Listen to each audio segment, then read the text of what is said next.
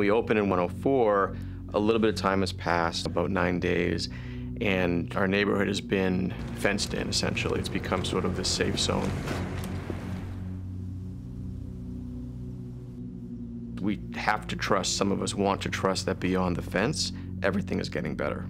And it's really the lead up to the realization that that's just not true. They are still living very much this domestic life. They're in the house.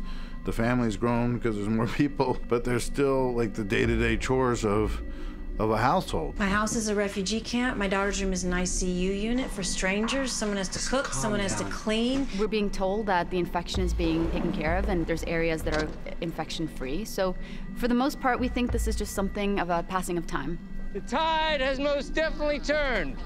Yeah. What we come to realize is just as much as they're keeping out the walkers, they're also keeping in our people. We're beginning to see how Travis and Madison have two very different views of not only the world, authority, and how to save themselves in a crisis like this. What about the phones? Don't you wonder why they can't get a landline? No, I don't Cell wonder. towers? Maybe they got something Nothing? bigger to worry about. Well, maybe they don't want the phones to work. They both feel misunderstood. They're both not being understood by the other. That's a strain. It's a lot of dishes to do, and I'm not doing them. I'm going off and making friends with the military guy, Moyers. There's nothing alive out there. He didn't see anything. Forget it. Already did.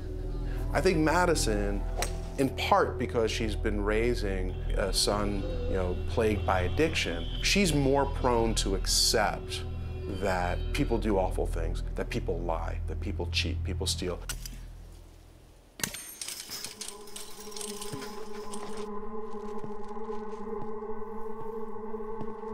She stumbles upon a really sordid sight of bodies, and mostly the infected, but she thinks she sees some bodies that were killed that weren't infected. She's not passing any moral judgments of any kind. Her situation demands actions, and objectively, Madison sees Daniel as an ally. Tell me what you saw. I don't think Madison has trusted Salazar. If it happens, it will happen quickly. And you must be prepared. And then I get convinced that his way is probably the best way in this situation.